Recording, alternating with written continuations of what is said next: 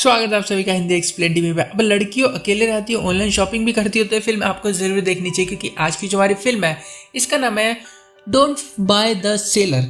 और ये फिल्म अभी कुछ टाइम पहले रिलीज हुई है और भाई मतलब अलग ही चीज़ देखने को मिलती है अपने को इसमें। ऐसी स्टोरी आपने आज से पहले नहीं देखी होगी, बिकॉज ये अलग है।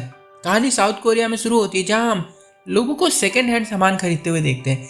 ऐसे ऐप्स एंड वेबसाइट पर काफ़ी तेज़ी से सामान बिक रहा होता है, जिनको अगर कुछ यूज़ नहीं करना होता है तो वो वहाँ पे डाल देते हैं और लोग वहाँ से खरीद कर चले जाते हैं। जैसे कि हमारे इंडिया में भी कुछ वेबसाइटें हैं। वहीं पर हम अपनी मेन कैरेक्टर सोयून से मिलते हैं। एक कंपनी में काम करती है और आज अपने वर्कर्स पर बहुत चिल्ला रही थी क्योंकि उन्होंने कुछ गलत काम कर दिया था। फिर उनसे आकर माफ़ी भी मांगती है, क्योंकि वैसे तो बहुत ही अकड़ू टाइप की और थोड़ी रफ टफ वाली लड़कियाँ नहीं होती, उस टाइप की होती है। गुस्सा आ जाता है इसको काफ़ी जल्दी वाला।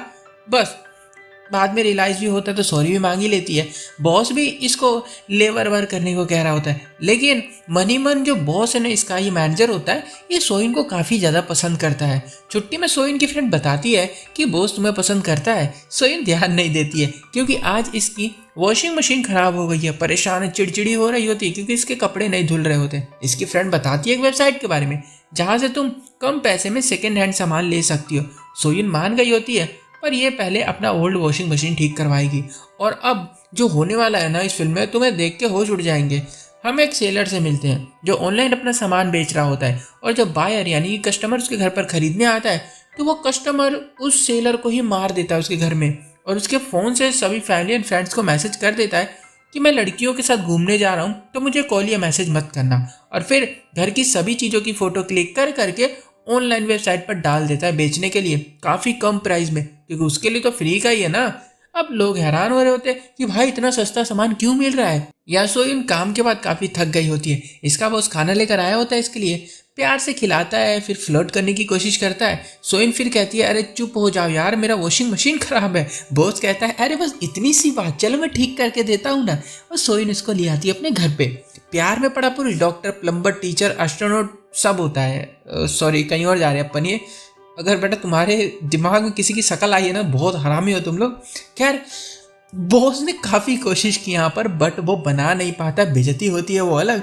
फ्रेंड तो ये तक बोल बैठती है कि जब तेरे को आती नहीं है तो यहाँ आए क्यों थे। इसको क्या ही पता, मशीन बनाना तो एक बहाना था, मेन सोइन को निपटाना था। अब हफ्ता बीत गया होता है, मशीन ठीक है नहीं। सोइन बहुत ज़्यादा परेशान हो रही होती है, तो अपनी फ्रेंड की बताई वेबसाइट पर विजिट करके एक वॉशिंग मशीन ये खरीद लेती है। सस्ते में मिल रहा होता है, इसने ऑर्डर कर दिया, डिलीवरी भी हो गई होती है, लेकिन वर्किंग नहीं है। मशीन चेक करने के लिए मैकेनिक बुलाती है तो उसका कहना है कि ये खराब है और तुम्हारे साथ फ्रॉड हो गया। सोइन गुस्से में वेबसाइट पर जाकर उस सेलर की प्रोफाइल खोजने लग जाती है जिसने उसको बेचा है। नहीं मिलता तो पुलिस स्टेशन में आके बताती है कि वो सेलर न जाने कितने लोगों के साथ फ्रॉड करता है, खराब सामान बेचता है। अब पुलिस रजिस्टर दिखाती हुई कहती देखो रोज हमारे पे इतने केस आते हैं, तुम्हारे वाली केस की जब बारी आएगी ना तो 3 महीने बीत चुके होंगे। अब सोइन इन्हें जल्दी करने को बोल कर ऑफिस आ गई होती है। इसकी फ्रेंड का कहना है कि अरे बस इतनी सी बात, होता रहता है, तो मेरे साथ भी फ्रॉड हुआ था। सोइन उनको और गुस्सा हो जाती है, अबे तू पागल है क्या, पहले क्यों नहीं बताया मेरे को, मेरे पास वैसे ही पैसे नहीं थे और जो पैसे थे वो भी चले गए। सोइन का पूरा घर कपड़ों से भर गया होता है। एंड में परेशान होकर शॉप पर आती है और एक मशीन खरीदती है, लेकिन ये कल डिलीवरी देंगे। तो सोइन कहती है छोड़ो यार, और फिर अपने कपड़ों को खुद उठा के पब्लिक बाथ में जाके धोने लग जाती है। रात हो जाती है धोते धोते, और जब ये लेकर कपड़ों को वापस जा रही होती है तो पन्नी फटने से कपड़े रोड पर फैल जाते हैं। वहीं से एक स्कूल लड़का भी गुजर रहा होता है जो कि सोइन की ब्रा को देखने लगता है।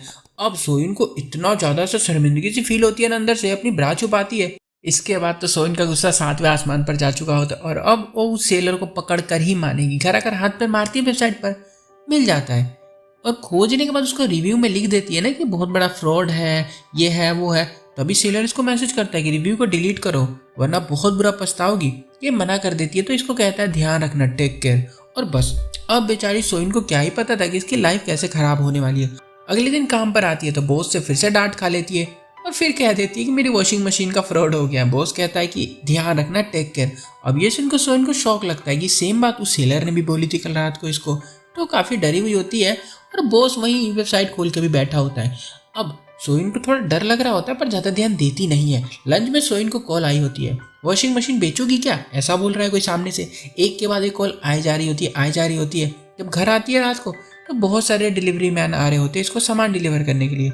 सोइन परेशान हो गई होती है और अगले दिन जल्दी से पुलिस स्टेशन में आकर सब कुछ बताती है। लेकिन पुलिस, जो कि ये डिटेक्टिव होते हैं, ये इसको सीरियस लेते ही नहीं है। यहीं पर हम डिटेक्टिव ना से मिलते हैं, जो कि एक यंग लड़का है और ये सोइन की खूबसूरती देखकर उसको हेल्प करना चाहता है, मतलब प्यार में पड़ गया होता है। वहां से फिर ये घर आती है।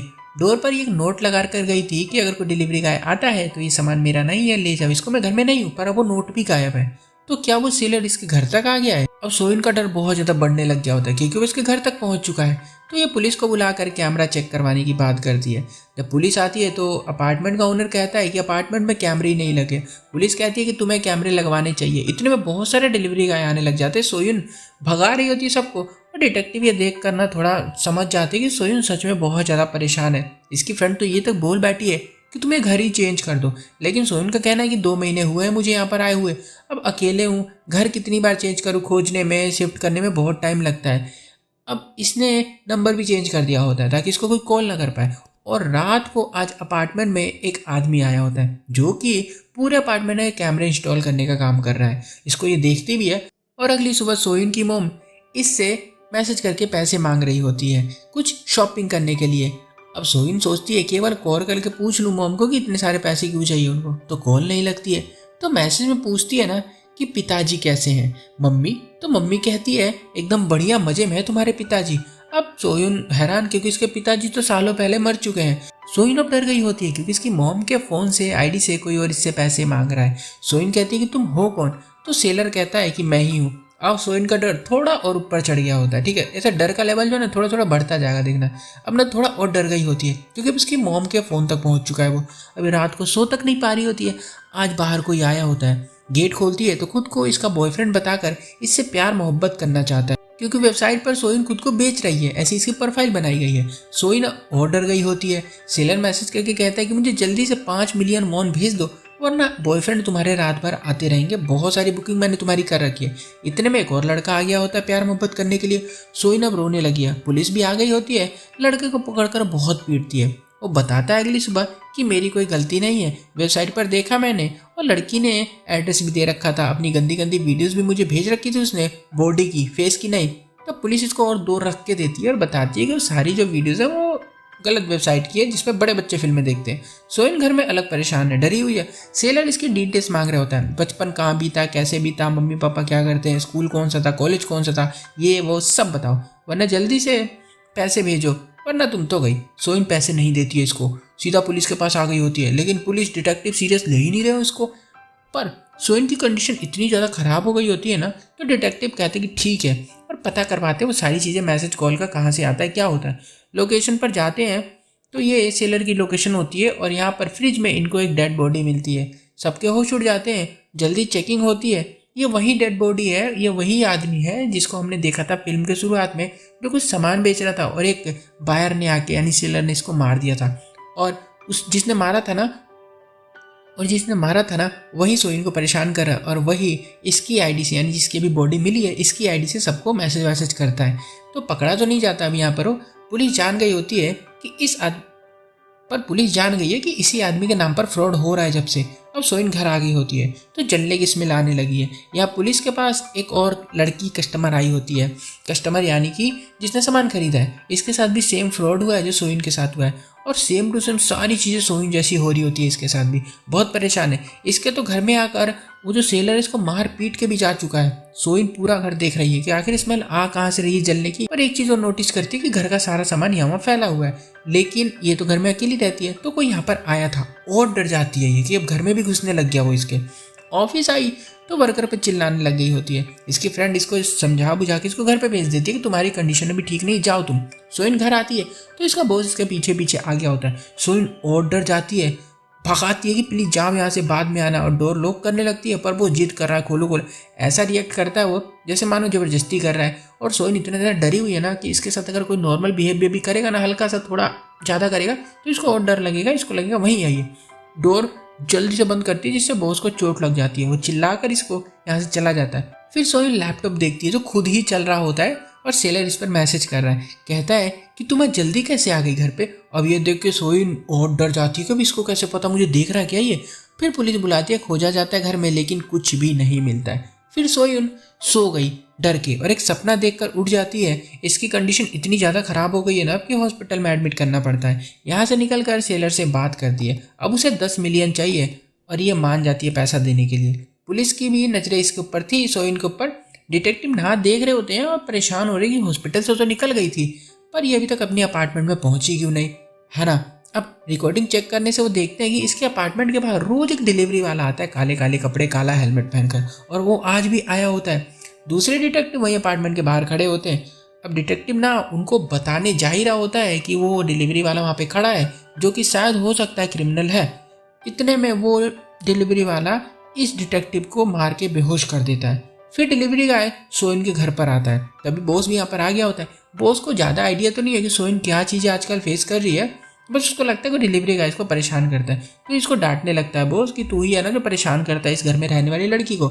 सेलर बॉस को जान से मार देता है। यहाँ पर घर में सोइन अच्छे से चेक करके पता लगा रही होती है तो देखती है घर में कैमरे लगे हुए हैं। बस इतने में सेलर इस पर अटैक करके इसको बेहोश कर देता है। अब इस सेलर को हमें दिखाया जाता है और ये सेलर वही है जिसने पूरे अपार्टमेंट में कैमरे लगाए थे फिल्म के शुरुआत में जब हमने देखा था, ये वही है। पुलिस भी चौकन्नी हो गई होती है और सेलर की कार का पीछा करे। सेलर भाग रहे और सबका बहुत गंदा एक्सीडेंट होता है। यहाँ पर सेलर भागते हुए ये बोल जाता है ना सोइन को कि मैं तुझे मार डालूंगा। फिर सबको हॉस्पिटल में लाया जाता है। सोइन की कंडीशन खराब है पर ज़्यादा नहीं। डिटेक्टिव को भी खबर मिलती है कि जो बॉडी मिली थी ना इन लोगों को उस घर में, उसकी छानबीन नहीं की जा रही है, उस केस को भी बंद कर दिया गया होता है। डिटेक्टिव गुस्से में सबको डांट लगाता है और फिर सोइन से मिलकर बताता है कि डिटेक्टिव ना मर चुके हैं। वो जो लड़का था ना यंग सा डिटेक्टिव ना, वो मर जाता है उस एक्सीडेंट के अंदर। अभी सच में बहुत शॉकिंग होता है। सोइन भी बहुत सैड है। नौकरी पर आने लगी है वापस और दिन धीरे धीरे बीत रहे होते हैं पर पहले जैसा कुछ चल नहीं रहा। इसके दिमाग में बहुत ज़्यादा ऐसे डिस्टर्बेंस हो रही होती है। लोगों को शॉपिंग करते हुए आज भी देखती है ये ऑनलाइन और उनको समझाने बुझाने की कोशिश करती है पर रुक जाती है। फिर डिटेक्टिव से मिलती है। डिटेक्टिव का कहना है कि वो सेलर उन्हें टारगेट करता है जो लोग अकेले रहते हैं फैमिली और फ्रेंड्स से दूर। सोइन कहती है मैं दूसरी आईडी बनाकर क्यों ना दोबारा शॉपिंग करूं और सेलर को पकड़ने जाऊं मैं। आइडिया तो अच्छा होता है और सोइन अपनी फ्रेंड के नाम से फेक आईडी बनाकर सेलर से फिर से सामान खरीदती है। इस बार सेलर खुद सामान देने आया होता है और ये भी टोपी पहन के पहुंच जाती है वहां पर सामान लेने के लिए। डिटेक्टिव पीछे ट्रैफिक में फंस गए होते हैं और सोइन आ गई है। सेलर वही होता है जिसने इस पर अटैक किया था, डरी हुई है, कांप रही होती है और डिटेक्टिव कहते हैं कि सेलर को घर लेकर जाओ, मैं आता हूँ कैसे भी। लेकिन ये घर पे लिया आती है और इस पर ये कर देता है अटैक, क्योंकि जान चुका था कि वही लड़की है और मारने के लिए पूरे घर में वेपन खोज रहा होता है पर घर में कुछ भी नहीं मिलता है। ये समझ गया होता है कि सोइन ने पूरा प्लान बनाया है। ये रूम में छुप गई होती है। सेलर इसको मारने ही वाला है पर डिटेक्टिव आ जाते हैं। काफ़ी लड़ाई होती है और तीनों काफ़ी घायल हैं और डिटेक्टिव सेलर को लेकर विंडो से कूद जाते हैं। हालत ख़राब है पर सेलर अभी भी डिटेक्टिव को मारना चाहता है पर सोइन आकर रोकती है और डिटेक्टिव सोइन मिलकर सेलर को मार देते हैं। और ऐसे ही कुछ दिन बीत जाते हैं और हम देखते हैं सोइन अब लड़ाई झगड़ा नहीं करती है किसी से भी, ऑफिस में अच्छे से बात करती है, खुश है। पर इसको खबर मिलती है ना कि ये ऑनलाइन जो शॉपिंग के वेबसाइटें हैं ना इसमें बहुत ज़्यादा फ्रॉड फैल रहा है और न्यूज़ वालों का ये कहना होता है कि अगर आप लोग इसमें फंस जाते हो तो निकल नहीं पाओगे, सीधी मौत हो जा रही है लोगों की और आप लोगों को ये सब चीज़ें नहीं करनी चाहिए, मतलब ऑनलाइन सामान नहीं खरीदना चाहिए। और यहाँ पर फिल्म जो है ख़त्म हो जाती है। वीडियो कैसी लगी ज़रूर बताना। अच्छी लगे तो वीडियो को लाइक कर देना, चैनल को सब्सक्राइब कर दो और शेयर भी कर दिया करो अगर कहीं करना हो तो। मिलता हूँ जब तक के लिए, बाय।